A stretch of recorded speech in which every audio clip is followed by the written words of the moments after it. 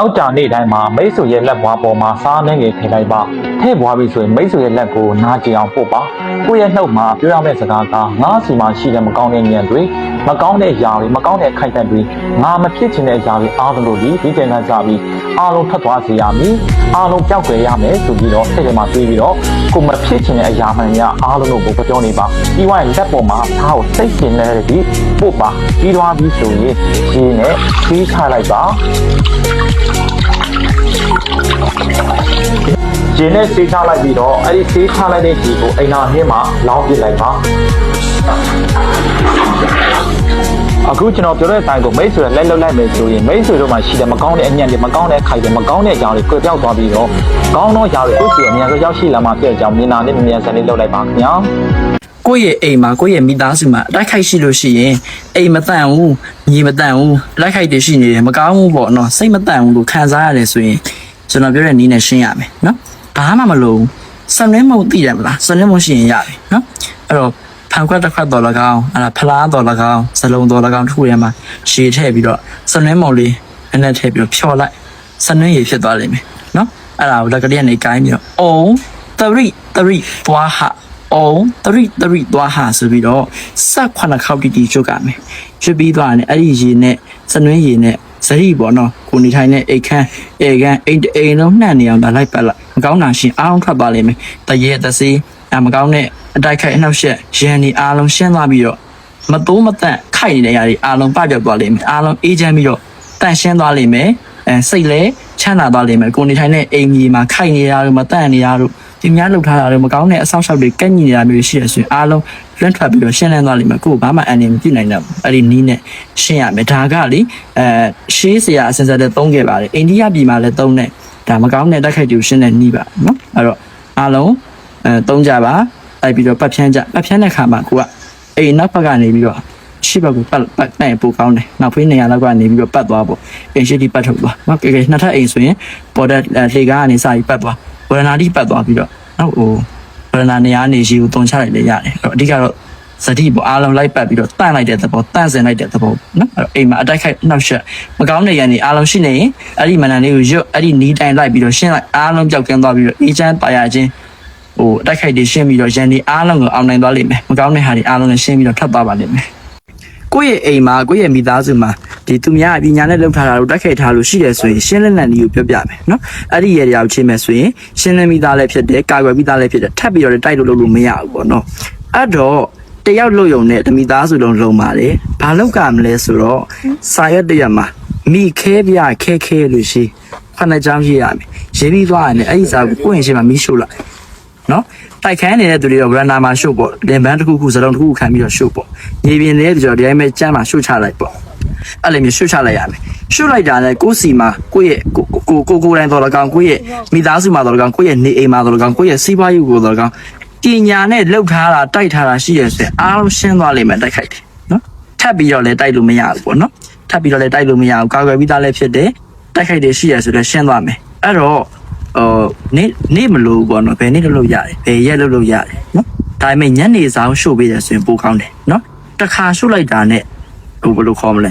တစ်နှစ်တာကာလပတ်လုံးတစ်နှစ်ကိုတစ်ခါတော့ရှို့ပြီပေါ့နော်တစ်နှစ်တာကာလပတ်လုံးမှာတိုက်ခိုက်တွေကင်းရှင်းသွားမယ်အများတိုက်လို့မရဘူးကိုပါဝင်ကိုယ့်ရဲ့မိသားစုအားလုံးမြည်သို့သောပညာနဲ့မှပြူစားတိုက်ခိုက်နိုင်စွမ်းမရှိဘူးပေါ့ပညာရည်အားလုံးဒီလိုမျိုးမကောင်းတဲ့မိစ္ဆာဓာတ်တွေအောက်လန်းပညာတွေမကောင်းတဲ့အတိုက်ခိုက်တွေအားလုံးကိုရှင်းလင်းထားပြီးတော့ကာကွယ်ထားပြီးတဲ့ပညာမှန်တယ်ဖြစ်တယ်မိမိနေတဲ့အိမ်ချမ်းမြေတိုက်ခန်းခုသမျှအားလုံးတို့မှာမကောင်းဆိုးဝါးနာနာဘာဝတွေရှိတယ်ဆိုလို့ရှိရင်နှိမ်လို့ရတဲ့ပညာခံပြောပြမယ်ဒါကဂံဗီရနီးဖြစ်တယ်ဒါအဘမင်းနေခါပေးသွားတဲ့နီးပဲအဲ့ဒါဘာလဲဆိုတော့ကိုအိမ်ထဲကိုဝင်လာတယ်ကိုခန်းထဲကိုဝင်လာတယ်ညီစီစီခံစားနေရတယ်ပြီးတော့ကိုအိမ်မှာလည်းအကြောင်းပြချက်မရှိပဲတယောက်ပြီးတယောက်ဖျားတယ်နားတယ်ဖြစ်နေတယ်ဒါကိုလို့အဲ့ဆိုအခုပေးမဲ့နီးကိုလို့နောက်ပြီးတဲ့ခါကျလို့ရှိရင်ကိုအိမ်ထဲမှာဟာလာကိုလုံးနဲ့အစင်မပြေဘူးဟာလုံးသမျှစူးတောင်းသမျှဘာတစ်ခုမှဖြစ်မလာဘူးဆိုလို့ရှိရင်အခုပြောမဲ့နီးကိုလို့အဲ့ဒါဘာလဲဆိုတော့ရှာလာကရဲ့တဘူးဝယ်လိုက်ရှာလာကရဲ့တဘူးဝယ်ပြီးသွားတဲ့အခါကျလို့ရှိရင်ဖလားထဲကိုထည့်ရေလေးနည်းနည်းထည့်ပြီးသွားခါကျရင်မှွေပြီးသွားခါကျရင်အဲ့ရှာလာကရဲ့နဲ့ကိုနေတဲ့အခန်းတွင်းထဲမှာအကုန်ဖြန်းရေခဲတက်တာလည်းမချမ်းနဲ့ဖြန်းပြီးတော့မီးဖို့ကြောင်အိမ်သားရေချိုးကမချမ်းနဲ့အကုန်ဖြန်း အဲ့လိုဖြန်းလိုက်ခြင်းအဖြစ်မကောင်းတဲ့နာနာဘာဝဝိညာဉ်တော်တွေမှန်သမျှအကုန်လုံးထွက်တယ်ပရလောကသားတွေအကုန်ထွက်တယ်ဆရာရဟုတ်ပါမလားဖြစ်နိုင်ပါမလားပြောပြမယ်ကျွန်တော်တို့လောကမှာကျွန်တော်တို့လည်းဒါဒီဘယောဂကုတဲ့ဆရာတွေပဲပေါ့ကျွန်တော်တို့လောကမှာဗုဒ္ဓဆက်ဓမ္မဆက်ပြီးတော့ဆရာအာနာတွေနဲ့လုံးလို့မရတဲ့ဘလောကသားတွေရှိတယ်အဲ့ပြောရုံမလားအဲ့လိုမရတဲ့ခါမျိုးဘာလဲလုပ်ရလဲဆိုဂမ်မီရနီးနဲ့လုပ်ရတယ်ဂမ်မီရနီးနဲ့လုပ်ရတယ်အဲ့တော့ဖြစ်စဉ်တစ်ခုပြောပြအောင်မယ်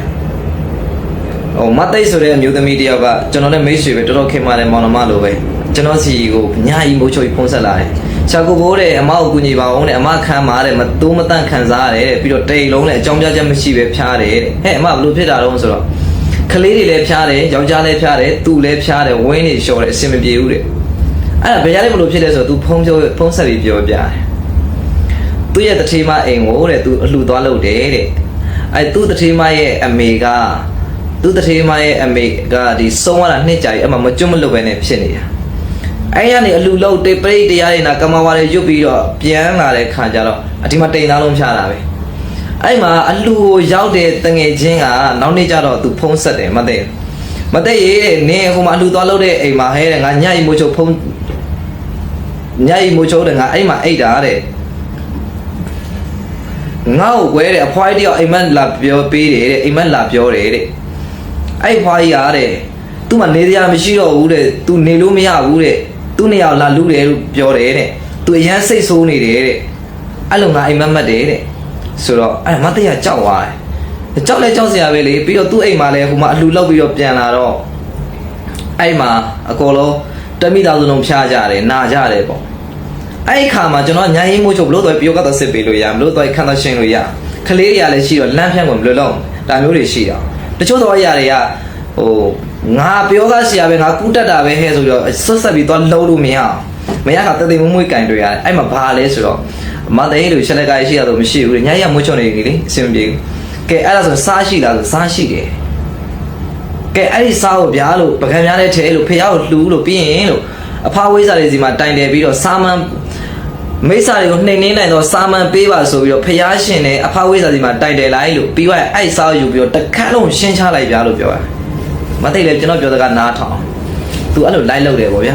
तू အဲ့လိုလိုက်လုပ်တဲ့အခါကျတော့နောက်မနေ့ကျတော့ခလေးတွေမိသားစုတွေတစုလုံးကျမ်းမာရေးကောင်းသွားတယ်ချက်ချင်းကြီးနော်ကျမ်းမာရေးကောင်းသွားတယ်ပြီးတော့ခန်းထဲလဲညီစီစီမရှိတော့တန့်သွားသလိုခံစားရတယ်နောက်နေ့ကျတော့ကျွန်တော်ဒါကရောဝဲပါညာနဲ့တေချာလေးအစီရင်ပေးလိုက်တာပေါ့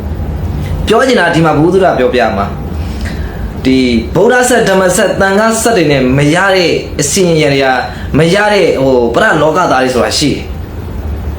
်နာနာဘာဝဝိနာဘာဝဝိညာဉ်တော်တွေဆိုတာဘာသာကားကြီးတိတ်နားလဲတာမဟုတ်ဘူးဘာသာကားကြီးတိတ်နားမလဲတဲ့ခါကျတော့ဟာလားသူတို့လည်းဟိုကိုပြောတာနားမလဲပြီးတော့ခါရှင်ဖျားတန်တရားတန်လည်းမကြားကျင်တဲ့လူတွေရှိတယ်အဲ့လိုလူတွေအဲ့လိုပရလောကသားတွေကပိုဆိုးတယ်ပိုဆိုးတဲ့ခါကျတော့ဘယ်လိုလောကလဲလို့မယ်ဂမ်ဘီရနေနဲ့လောက်ပါတယ်ဟာလားအဘမင်းလေးကပေးခဲ့တဲ့ရှာလကာရေးနဲ့အိမ်ခန်းတန်တာတွေအခုကျွန်တော်ပြောတဲ့စားကိုယူပြီးတော့အိမ်ကိုပတ်ချမ်းတာတွေအဲ့လိုတွေလောက်ပါတယ်အဲ့ဒါကကြတော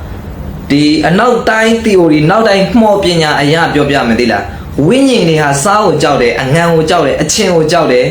ပြီးတဲ့အခါကျ acid ကိုကြောက်တယ်မှတ်ထားဝိညာဉ်တွေကြောက်တာအငံ acid အချင်းရှိတယ်မလားတို့အဖိုးဖွားတွေလက်ထက်တော့မှဆိုလို့ရှိရင်အိမ်လေးမှာတံမြာတီးထုတ်လေးတွေချိတ်ထားတာရှိတယ်လေအဲတံမြာတီးထုတ်တစ်လုံးလုံးကပုတ်သွားပြီးမဲသွားပြီးဆိုလို့ရှိရင်အစင်မပြေတော့ဘူးအဲ့ဒါဆိုရင်အခန်းမှာညာတန်းတော့တာပဲအေးအဲ့ဒီအတိုင်းလို့လာမှတ်ထားလိုက်နော်ကဲကျွန်တော်မိတ်ဆွေတွေကိုပြောချင်တာကဒီနေရာမှာတစ်ဆက်တည်းကျွန်တော်ကိုဘိုဆိုတဲ့အကောင့်နဲ့တွတ်တယ်ပေးထားမယ်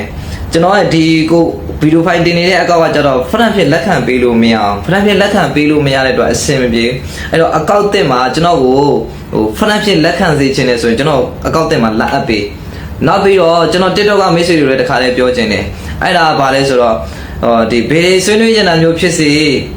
ဟဲ့လားစကားပြောကြမျိုးဖြစ်စီဆိုကျွန်တော်ရဲ့ Facebook Messenger မှာလည်းစကားလာပြောလို့ရတယ်လို့ဒီကျွန်တော်ဖုန်းနံပါတ်ရဲ့เนาะဒီဘိုင်မှာနေတဲ့စကားလာပြောလို့ရကျွန်တော် TikTok မှာမဟောပေးပါဘူးခင်ဗျာ TikTok မှာတောင်းမှန်းတော့မပြန်ပါဘူးကဲအားလုံးပဲပျော်ရွှင်ပါစေဒါစကားမဆက်ကိုချောလာချောရမလားကိုချောလာချောတယ်ပြောခဲ့နော်တဲ့ကြည့်ပြီးပါကဲခုနှစ်ရသားသမီးများစိတ်ချမ်းသာခြင်းကိုယ်ကျန်းမာခြင်းနဲ့ပြည့်စုံနိုင်ကြပါစေနော်ဆရာဒီနေ့ပြန်လည်မျှဝေပေးမယ်ရတရားလေးကတော့ မိမိအိမ်မှာစုံတို့ကိုဝေတို့ဘလူနီးနဲ့မှတိုက်မရတဲ့ ကျွန်တော်ရဲ့ channel လေးကိုလည်း follow လုပ်ထားကြပါအောင်ည ရေရာလေးဖြစ်ပါတယ်ဒီရေရာလေးကိုလုပ်မယ်ဆိုရင်ဘာတွေလို့အဲ့လဲဆိုတော့မှာဒရိုဆန်လေးရဲ့စာလေးနင်းငယ်ရဲ့ဖျောင်းနိုင်ရဲ့ငယ်လေးတစ်ချက်တားရပါတယ်ဒီရေရာလေးကိုဘယ်လိုလုပ်ရမလဲဆိုတာဆရာအခုလုပ်ပြပေးသွားမယ်နော်ဒီတော့ဆရာလုပ်ပြပေးဒီမှာစားလေးကိုတစ်ပတ်စီမှာအနေရကြီးပုံပေးပါပြီးလို့ရှိရင်ဗကန်လို့ရသေးလေးပါဒီလိုဖျောင်းလိုက်ထုံးပေးပါဒီလိုထုံးပြီးသွားရဆိုရင်နော်စားနေရနဲ့စားနေရလို့မလေးတကြရရဒါမလို့ငွေယူပါဒါမျိုးငွေပြီးသွားရဆိုရင်တော့မိမိအိမ်မှာ24နာရီလုံးထားလိုက်ပါဒီလိုမျိုးထားပြီးသွားရင်တော့မိမိအိမ်မှာဘယ်လိုဆုံးဘယ်လိုကိုယ်မှတိုက်မရတော့ဒီရရလေးကိုလုပ်ပါဆိုတော့မိမိစိတ်ချလက်ချတာနေလိုက်ကောင်းကောင်းနေလိုက်မိမိအိမ်ကိုဘယ်လိုဆုံးဘယ်လိုကိုယ်နေဘယ်လိုကိုယ်တွေမှတိုက်မရတော့